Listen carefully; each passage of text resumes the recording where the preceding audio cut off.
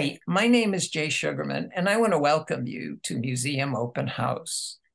This ongoing series features and highlights many of the outstanding museums and other cultural institutions. The main purpose of most programs is to inform viewers about current and upcoming exhibits, various programs, resources, and other opportunities that are available for the general public. Today, via Zoom, we're fortunate to have as our guests Dell Marie Hamilton, Archy LaSalle, Lou Jones, and George Annan Jr., all of whom are associated with the outstanding exhibition at the Fitchburg Art Museum entitled Dialogues, Diasporas, and Detours Through Africa. Dell is a multi-disciplinary artist and writer, and she curated the exhibition in collaboration with Lauren Szumita from the Fitchburg Art Museum.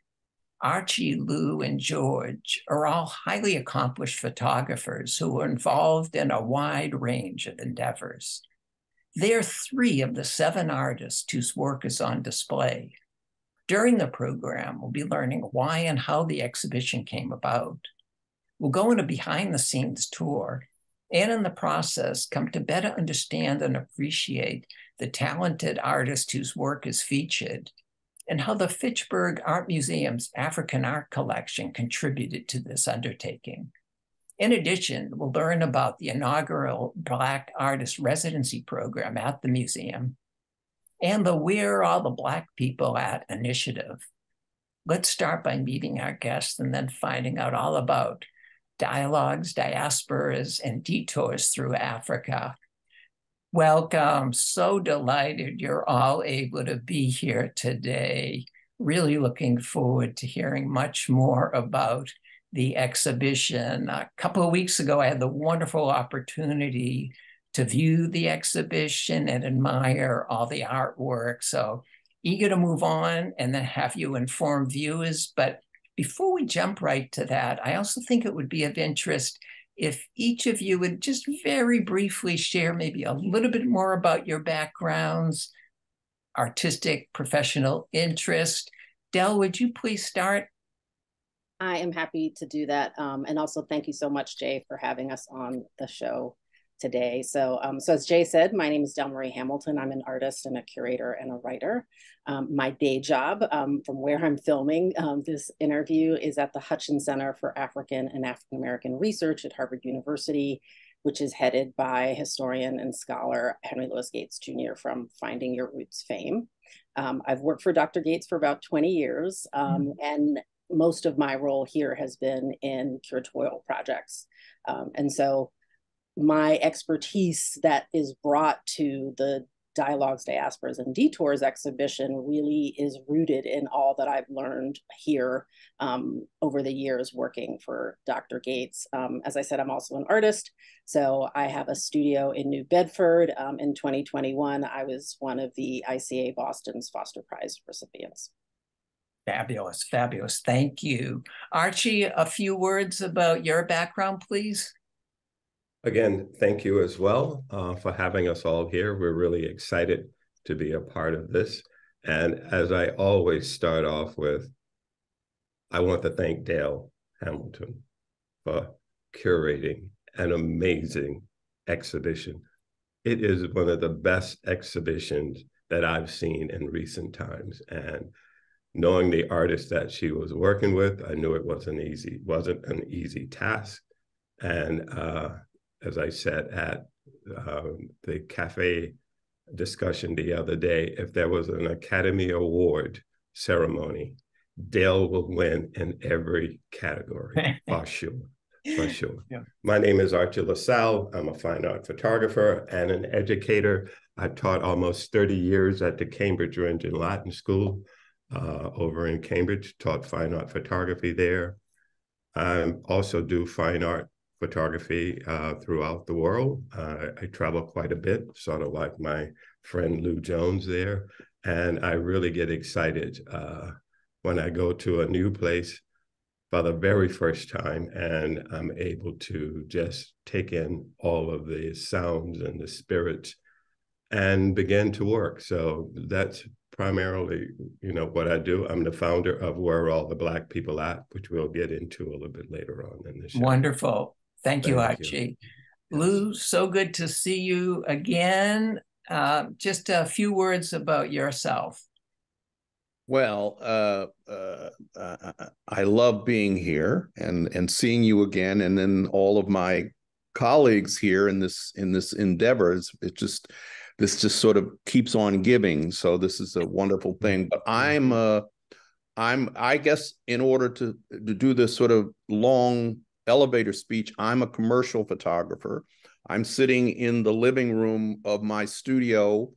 On the other side of that wall behind me is a large studio with an office off to the side that I have employees. I gave them a day off today so that we could do this interview. But I have several employees that keep me on airplanes, do the billing, carry the lights, and hopefully keep me honest in more ways than one. I couldn't do this without them. But most of my work is advertising, industrial, commercial, large projects with lots and lots of models and things. But I have been doing for many years multiple long-term projects. I've done 13 Olympic Games. I did several books on the death penalty, photographing men and women on death rows all over the United States. I've sailed on multiple tall ships around the world and photographed large, huge skyscrapers from the top of the cranes and things like that. That's how I make a major part of my living. And now I have been for the last several years photographing within the attempt to photograph every country in Africa. And the Fitchburg Art Museum is the recipient of the last few of those countries. And that's what's up on the wall that and we look forward to seeing some of those outstanding photographs soon. Thank you. George, welcome. A few words, please. Thank you for having me on, and I'm happy to see everybody on the Zoom screen. My name is George Annan. I'm a photographer born and raised in Worcester, Massachusetts, and a graduate of Worcester State University. And my main focus is commercial photography. I've done work for Converse, Crocs, Wall Street Journal, had work featured in Good Morning America, and I'm just grateful to make my museum debut at Fitchburg Art Museum, and grateful that we had Dell's help throughout this whole process with this Black Artist Residency. And it's an honor and a privilege to be associated with like everybody here today. So I just want to say I'm really excited and grateful. Terrific, terrific. Well, as we can all appreciate, there's so much more we could hear about each of you, but we really should keep it going, pick up the pace so we cover what we intend to. To that end, Dell and perhaps Archie, would you, again, for the sake of time, rather briefly start by providing a little context about the inaugural Black Artist Residency program at Fitchburg Art Museum. Dell?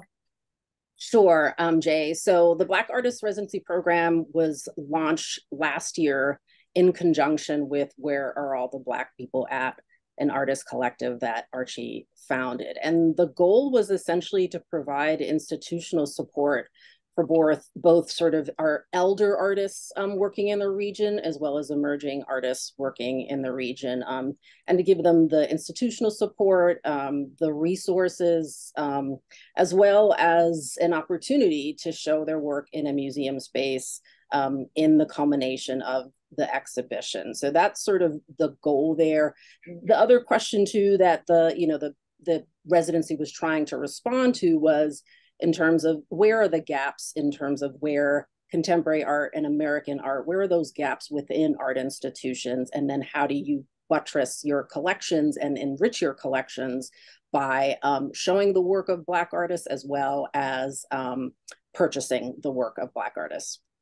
Terrific, terrific. Well, before we have a nice overview tour Archie, would you please share a little bit more about the initiative? Where are all the Black people at, please?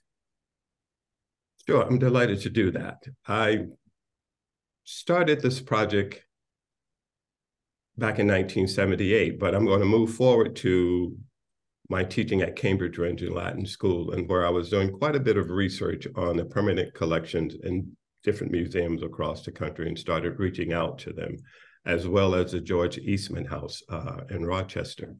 And so what I found was there was basically 1.2% of all of the work collected in the museums were by Black artists, and 87% was by white artists, and then there was 82.2 by white artists, male artists, that is.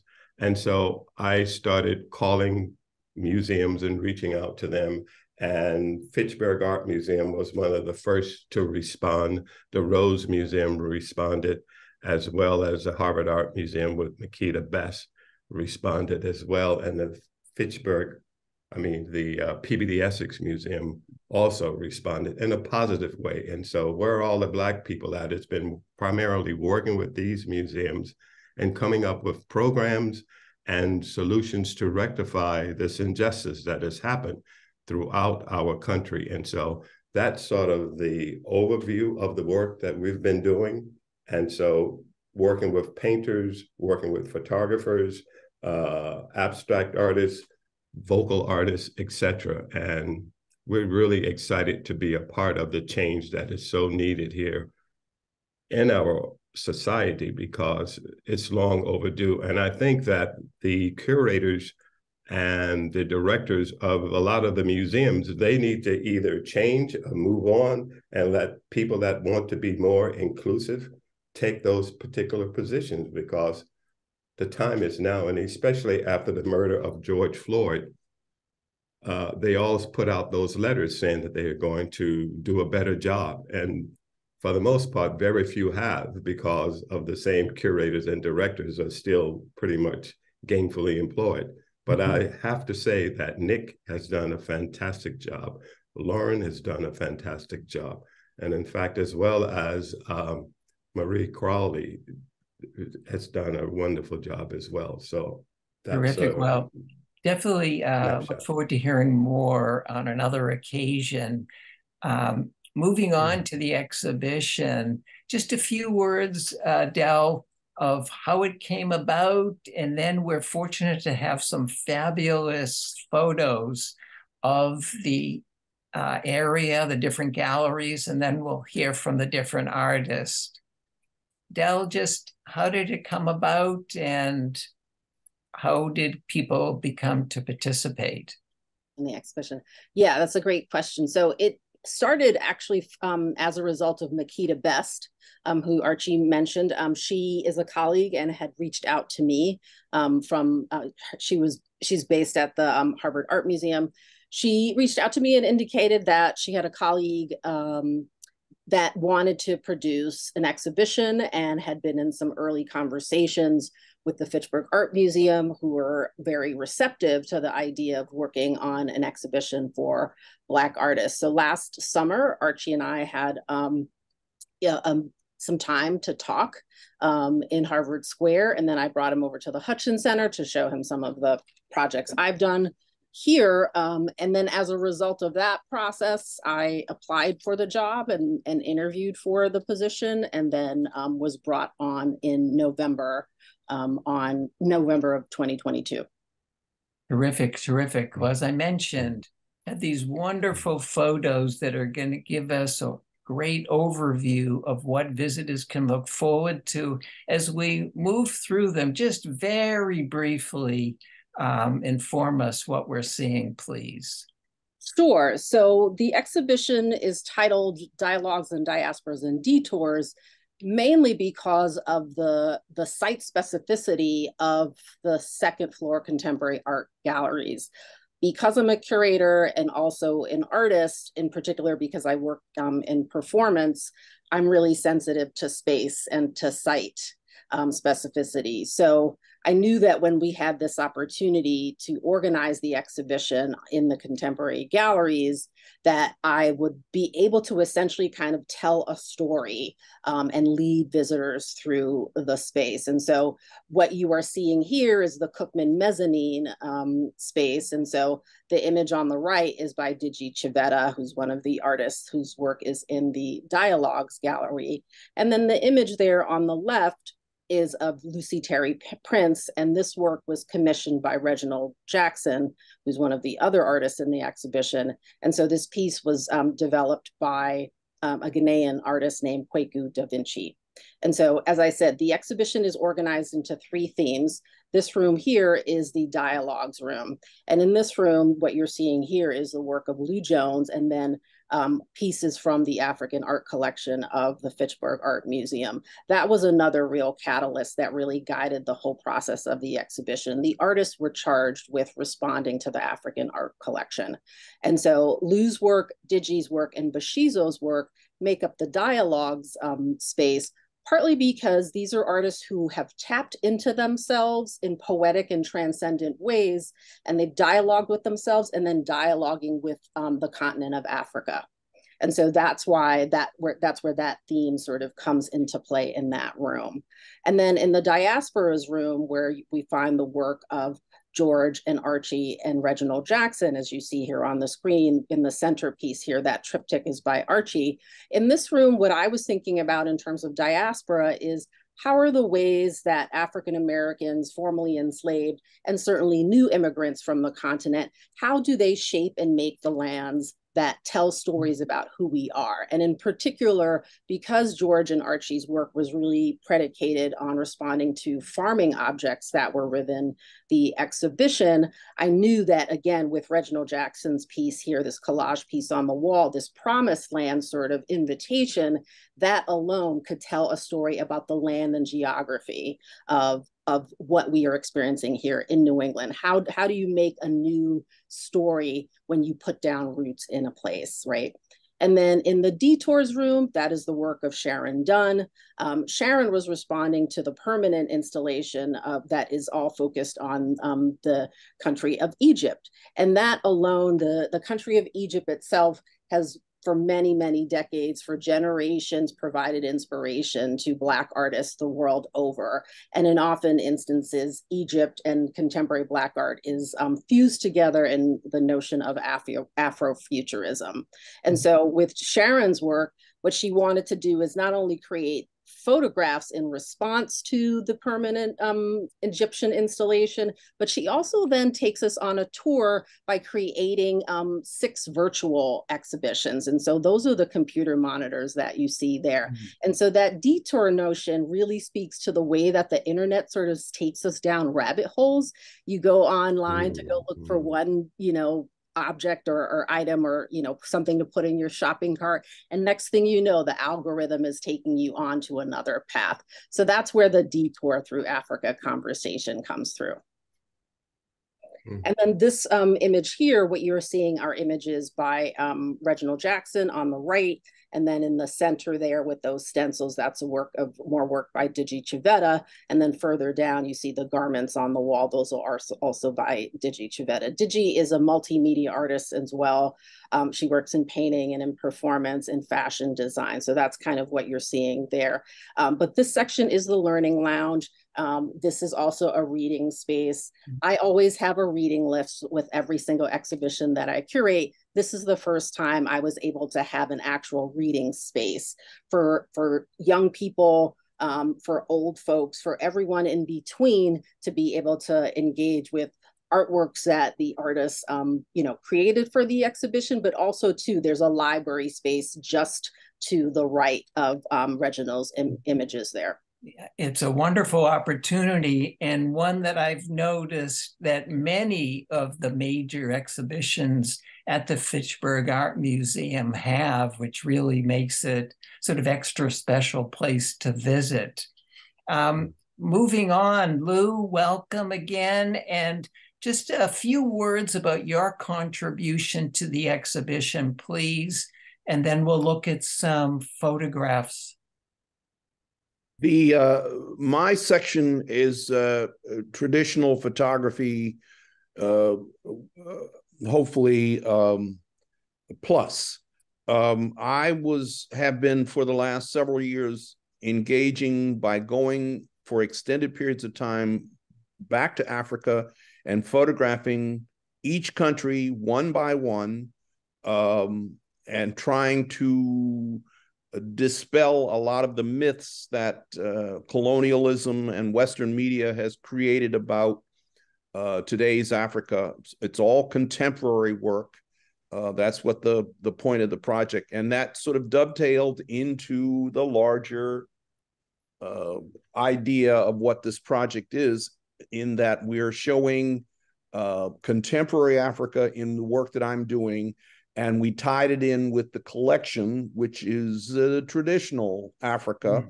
You see the different artworks that are traditional African also integrated into in between my photographs. But the long-term project that I'm involved in is, you see, here we go. And these are some of the photographs that I took responding to the inspirations that I got from the African collection at Fitchburg Art Museum. This is in Kenya. I'm sorry, this is in Mozambique.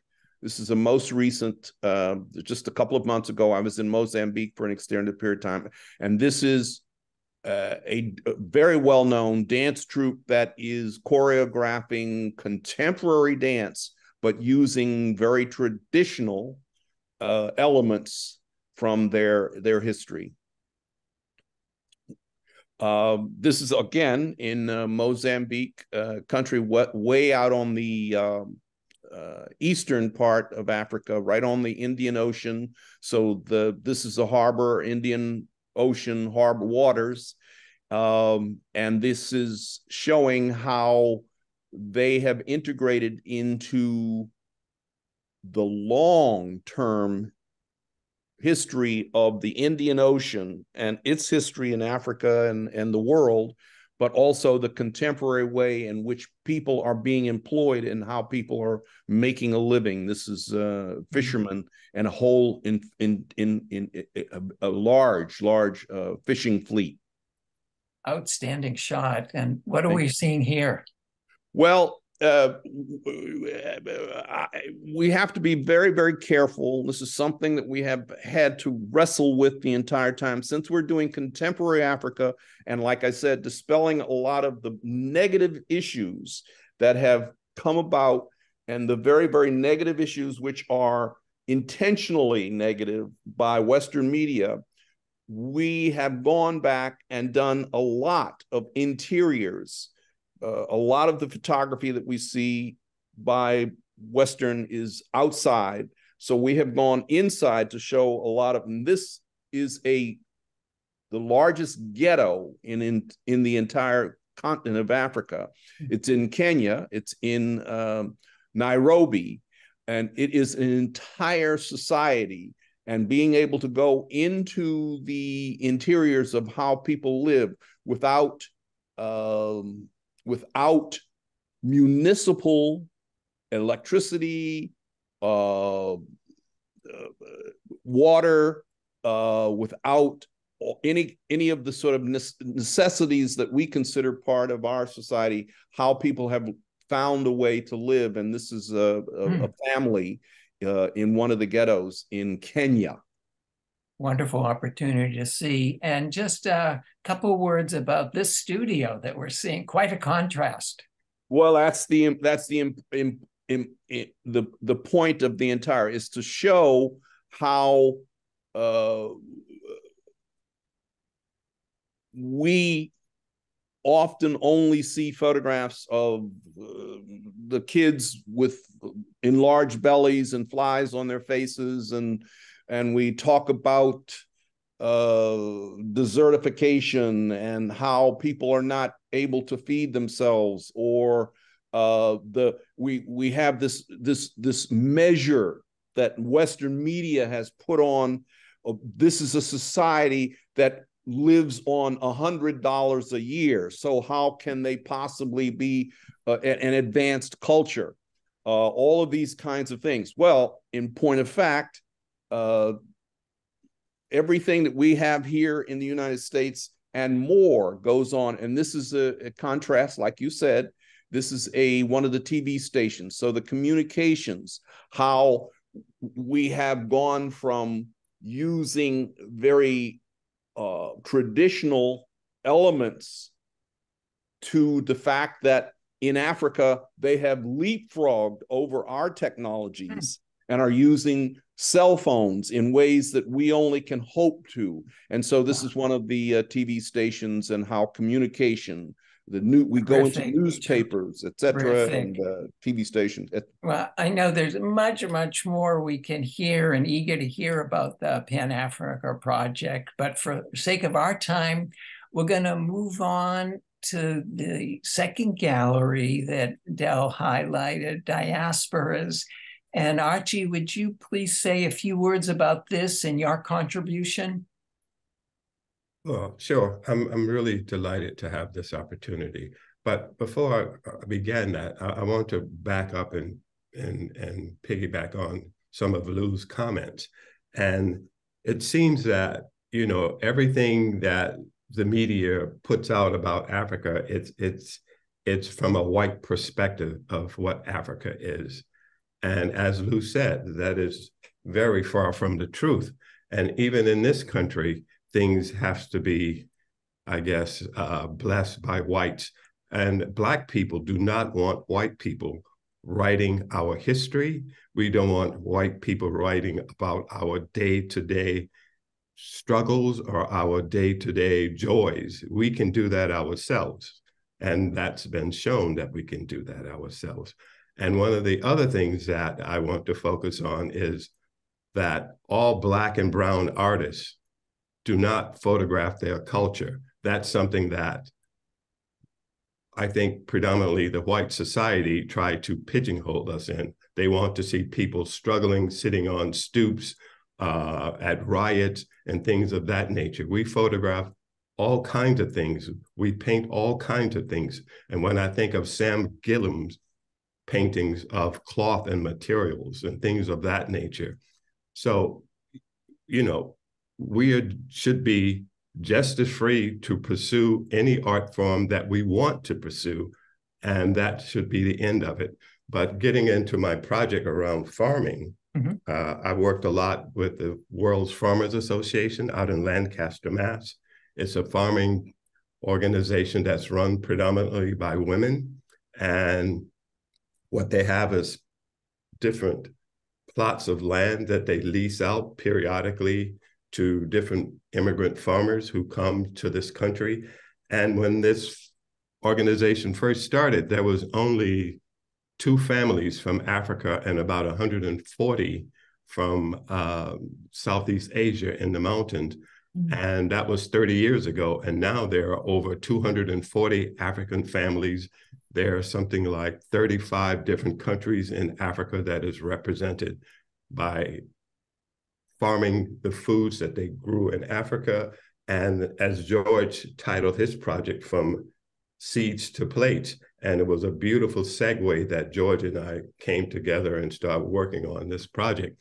I primarily focus on the Black and white photography, going out daily, photographing families, photographing farmers, photographing different, I would say, different ceremonies that they had while they was out planting their foods and things of that nature. And so I learned quite a bit from the different countries that the farmers are from.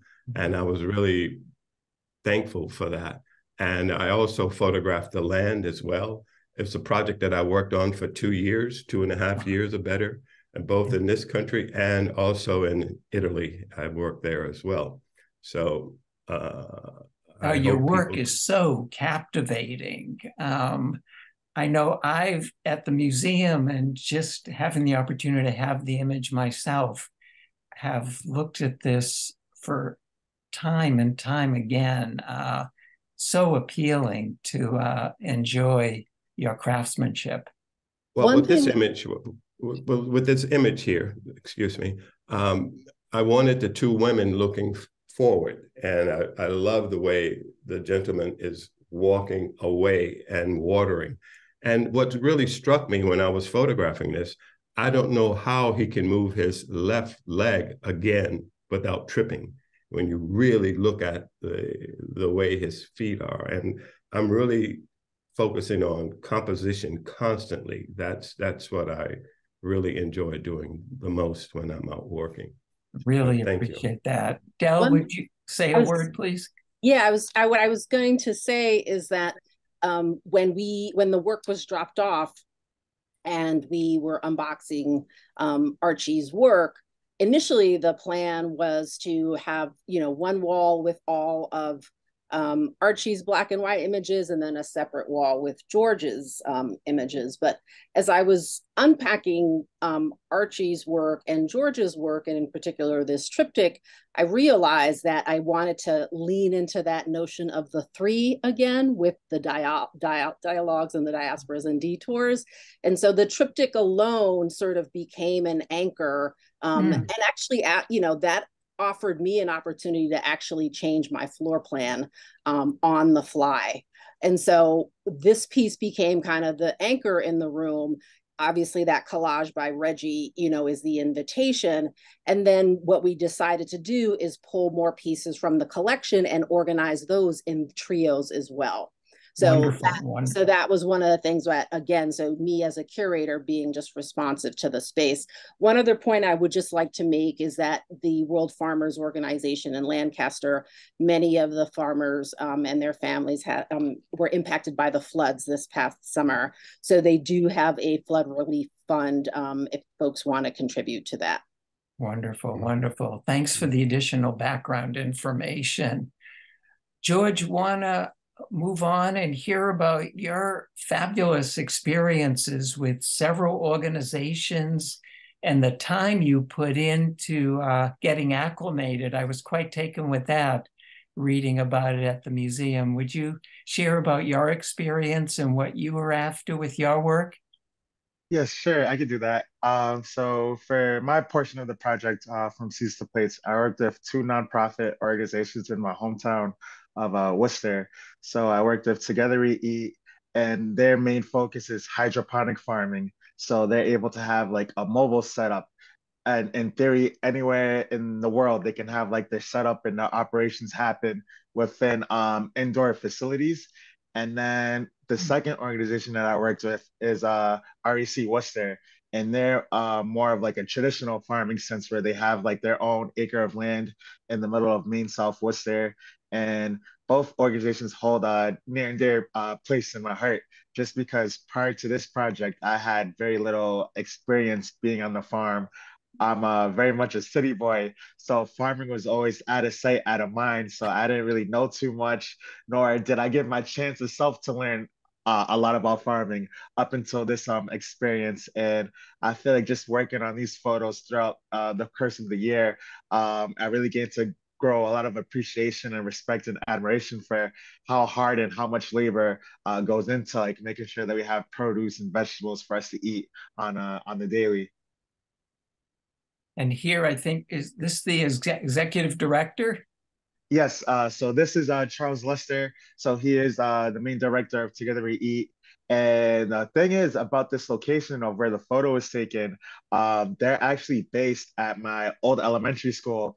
So they had like their hydroponics set up at my old elementary school, and I didn't know until the day of. So even working on this project, when I had started, I was still living in Worcester. And then I'd moved to the greater Boston area back in February. So it even wound up being like a whole therapeutic experience coming back home via commuter rail to like come back to Worcester, photograph everybody on the farms and all the organizations, where it gave me inner healing, being able to come back home and do something like this for my hometown. Wonderful. Well, that's so encouraging to hear. I know often we hear schools being transformed into other facilities, but wonderful to hear that it's being put to such good use with this initiative. and then a little bit more about the Youth Grow Farm and project.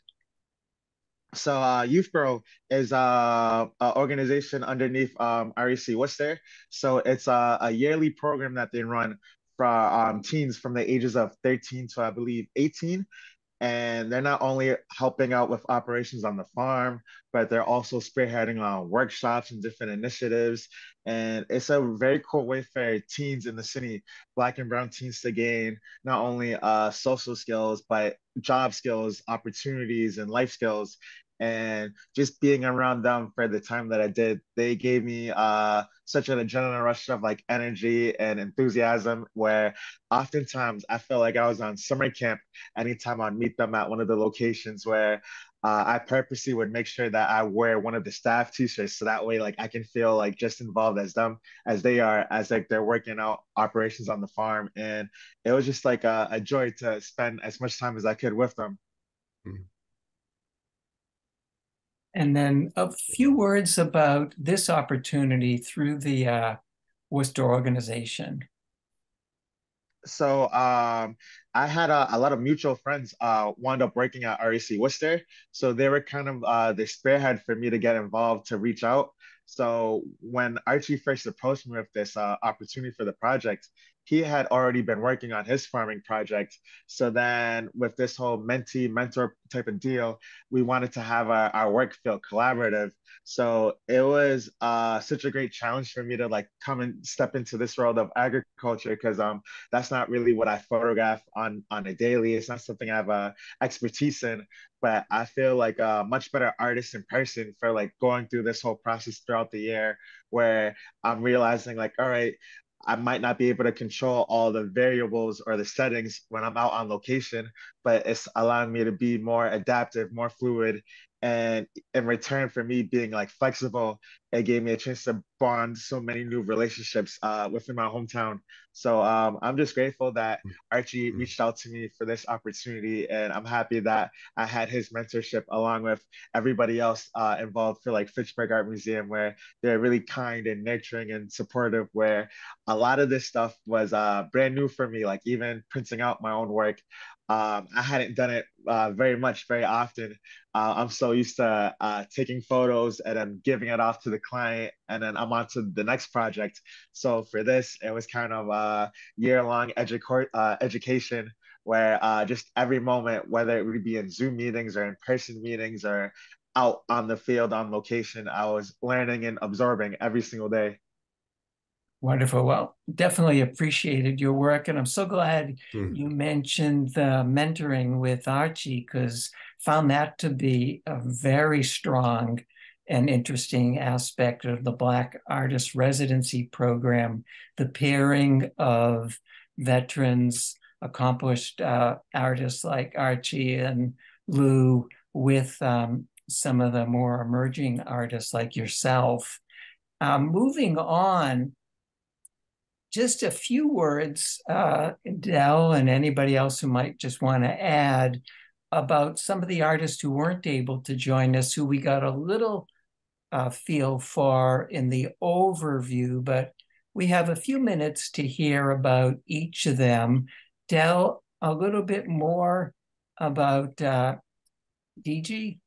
Yes, sure, my pleasure. So as I said, Digi is also a multimedia artist, trained as a fashion designer at Pratt in New York. And so that is some of the influence of that fashion design training, what you're seeing here in this particular image. So these are two dresses that Digi has appropriated, sort of used existing, dresses, and then created all these wonderful pattern designs on the dresses there as well. And then this image here is a vinyl treatment. And these are images that were blown up from her journal. Digi has kept this journal throughout the last year of developing her project, because again, Digi is part of this, as I said, poetic sort of transcendent sort of approach to art making. She is a devotee of Ifa Nigerian traditions. And so all of the drawings that you see here that were presented in these overscaled vinyl treatments, these are all images from Digi's journal. And so as a devotee, she receives guidance through working with a IFA practitioner, priest or priestess, and by getting different kinds of inspiration from some of the oral traditions related to these traditions and religious practice, that then gives you some insight into how to govern your life and how to go on with your kind of journey as a human. And so that's what you're seeing here. And here we see again some of the work of Sharon Dunn, who contributed to the Detours gallery. Precisely. And so, as I said, with Sharon's work, she, wanted to use the power and the technology of the internet to take us into new worlds with all of these wonderful images that she developed as a response to the Egypt exhibition. But the other thing that Sharon really wanted to get to was the notion of transformation. In Egyptian practice, right, there's all this kind of rich tradition of funerary practice, right? And sort of preparing a body to go into this other realm, that gets transformed by, changing from a human state into, the essence, right? But at the same time, Sharon was also, responding to a 9-year-old mummified sarcophagus that is part of this Egyptian collection, but then also too wrestling with her own mortality, looking at her fingertips and how her own genealogy and fingerprints are already mapped onto her body and mapped onto the continent, right? So if you're a fan of 23andMe, or you're someone who's been doing your own genealogy, right, that you've come into the world not just on your own, but you're a product of all of your ancestors. So that's often what Sharon and I were talking about, sort of thinking about past practice of the funerary traditions of Egypt, and then bringing that into the present, and then also to sort of looking to the future, right, in sort of this kind of use of technology. And again, that's partly why the Afrofuturism angle and the use of the soundtrack by Sun Ra and Space is the Place. That's why you hear that music playing in the Detours room. Wow, so helpful to hear you give that context. We enjoyed, and now just to hear a little bit more about Reginald Jackson's work and his contributions. Sure. And so with Reginald's work, most of his work is photography based. This time around for this exhibition, he too is a devotee of IFA traditions as well. So he was working, he and I were both working very closely with Jean Borgatti, who we have to give a shout out to as well. She's the African art expert at the Fitchburg Art Museum. And so Jean had, begun to pull together some pieces from Nigeria that were related to these traditions that, Reginald is also a part of. But what he was also trying to do is try his hand at collage. And so what he was trying to do is kind of use found materials to then tell the stories about Black New Englanders. And so in particular, what you first saw there is, again, it was that collage piece, sort of the invitation to the promised land. But then in the works that he commissioned by this other artist, Kweku Da Vinci from Ghana, he depicts the lives of really important Black New Englanders like Martin Freeman and Harriet Wilson. And so Black New England is a growing area of scholarship within African and Afro-American studies. And so each of those different collages there are pulled together to tell the stories of some of these important Black New Englanders from the 18th and 19th century.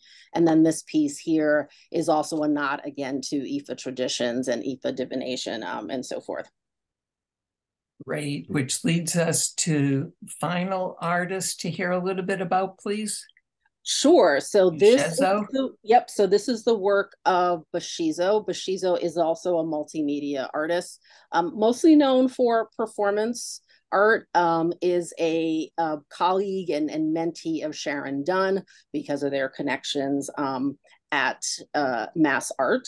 But Bashizo's work as a queer person, a non-binary trans person, they too were thinking through about these questions of a dialogue with oneself, a dialogue with the ancestors, a dialogue into transformation. And so they were heavily inspired by some of the masquerade sort of pieces. So as you can see there on the left, there's a mannequin there that has this great sort of outfit on, right? And so that would be used during what is called an egungun ritual performance. And that is, again, a way to honor the ancestors. And so that's what Bushizo is responding to here.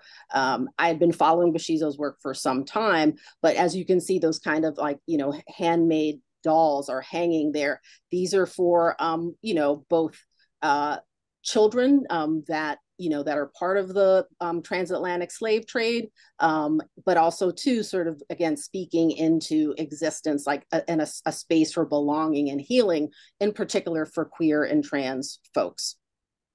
Now, the colors are so vibrant and appealing, and just the whole design that's brought into the display, fabulous, fabulous, fabulous. Yeah. Bushizo, like Digi, also a very prolific artist. I could not pay them to stop working, even in instances where I knew they were sort of overworking themselves, right? But, again, all of us sort of committed to, opening the show on time as well. But that was another really critical piece of this project, is sort of giving one another grace. And knowing that, there may be some deadlines that get missed, right? But that, in response and working in community and thinking again about the diaspora in general and all of the ways that Black people are linked, for me, it felt really important to try to have a non-hierarchical sort of, setup as me as the curator. Certainly, again, my responsibility was organizing the exhibition, but I really think of myself as a steward or a facilitator. And so all that you see here in all of these fabrics, Bushizo had been collecting these fabrics for many, many years, and people often bought materials for them. This is the first time that Bushizo was able to, again, sort of bring in all of these different elements and then translate that for visitors to see in the gallery. Fabulous, fabulous. Thank you. In closing, what's been some of the reaction and feedback for the exhibition so far? It's been pretty positive. We've gotten some great press in the Boston Globe and in Artscope. We've also gotten some press in Worcester Living magazine. So it's been quite positive. We've done already 3 events. We obviously had the opening reception, which was packed to the gills. And then the artists and myself also participated in Evening in Red, which was a fundraiser for the museum. That also offered an opportunity for visitors to come and see the show and to talk to us. And then this past Saturday, we did something called the Conversation Cafe with Archie and Lou and George and Digi and myself. And we also had a packed house then as well. And so it was an open conversation with me moderating and asking the artists about their processes and approaches to the exhibition. Wonderful. So it's been quite positive. And it's good to know that it's still going to be on display into the new year, January 14th. So lots of time for people to make their way to the museum and enjoy it. In closing, want to just ask everybody who participated a little bit about, and very briefly, your upcoming projects, current work, and how people can follow you and get in touch. Archie, just a few words about what you might be working on and how people can best follow you. Instagram, Facebook, and LinkedIn. It's Archy LaSalle all the way through. I'm really excited. Next month, I'll be going to Arizona for about a month and a half at the most. And I'll be working in the desert. I'll be working with indigenous families. I'm really excited about that. I've been working in the West for about 3 years now, give or take. San Diego was a spot that I was in. But before I go any further on any and all of that, I just remember at the very beginning of where all the Black people at. When Lou, Reggie, Sharon, and myself, we must have had at least maybe close to 8 to 10 Zoom meetings. And it's Sharon Dunn's idea for the Black Artist Residency. Without her idea, which was supposed to have been for a month, and after we met with Nick and brought the idea, Nick was thrilled about it. Nick Capasso, that is, the director of the museum. And we went back and forth about how it's going to be structured. We wanted to bring in new artists, younger artists from Western Mass, Central Mass, and just begin this program. And then we got the idea we must have Black eyes on this project, must be the curator. That's where Dell came in, and we're all really thrilled and excited. It took about 3 years for this to come about. And I have to say, it's just been amazing, the entire ride along the way. Some bumps, but beautiful. Well, it's amazing for us as visitors to appreciate it. And what you mentioned at the beginning, I can definitely back 100% after hearing Dell explain things. Definitely worthy of any number of awards to go her way for pulling it all together. And thank you for mentioning Sharon's involvement as well. Lou, just a quick word about what you're working on. I know Pan-Africa Project, and just best way for people to follow you. Well, the standard Facebook, Instagram. We are headed back to Africa very soon. We're working on, if anybody out there knows anybody in Uganda, I think Uganda will be the next country within the next month or so. And we are also talking to a couple of people. We have written and edited the second book. There is a book on display in the exhibit, the first volume of what we hope to be several volumes of Pan-Africa, and the second one is in the works now to be published. Now, it's incredibly inspiring work. I look forward to definitely following and hearing more about upcoming travels. George, a couple of words about your current endeavors, please. Right now, I'm just excited to enjoy the holidays. I don't really have any commercial work coming up just because it's kind of slow this time of year. So I've just been mainly trying to experiment with personal work, apply to grants, try to look for residencies, and just try to update like website stuff like maintenance and all of that. So I'm excited for 2024. I'm just happy that I'm finally living in the greater Boston area, and just want to make sure that I can capitalize on all the momentum from like the year and from being a part of the show with everybody.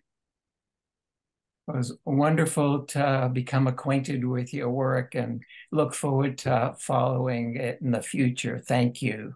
Dell, in closing, you mentioned your work as an artist. What are you working on out of curiosity? Sure. I actually currently am part of a group exhibition at Brandeis's Niznik Gallery in the Women's Studies Research Center. And that exhibition is called Deeply Rooted Faith and Reproductive Justice. It is a show that is an interfaith show of women responding to the overturning of Roe v. Wade. And so there are Jewish artists and African-American artists like myself, Christian artists. There are Muslim artists in the show. So that show is running till December 14th. I am in conversation with one of my colleagues in the exhibition on December 11th at 12 o'clock at Brandeis, 515 Waltham, South Street in Waltham. And in January, I'll be participating as an artist in the Surf Point Artist Residency in York, Maine. Terrific, terrific. Well, I know all of you are incredibly busy, productive, so I want to thank you again for taking the time to join us here today and give us some additional background about yourselves. and the outstanding exhibition at the Fitchburg Art Museum. Continued success with all your endeavors. Thank you so much, Jay. Thank you. It's been a pleasure. Thank you, Jay. Thanks a lot. Also want to thank those of you watching for joining us, and hope you'll be able to tune in next time. Jay, can I give one more shout out? Please do. That is to Mel Tang, who took and documented the installation shots of the exhibition. So just big shout out to Mel, as she always does some really beautiful work in documenting. Oh, fabulous. Really added to our appreciation of the exhibition. Thank you. So we'll see you next time. Bye-bye. Ciao. Bye. Ciao.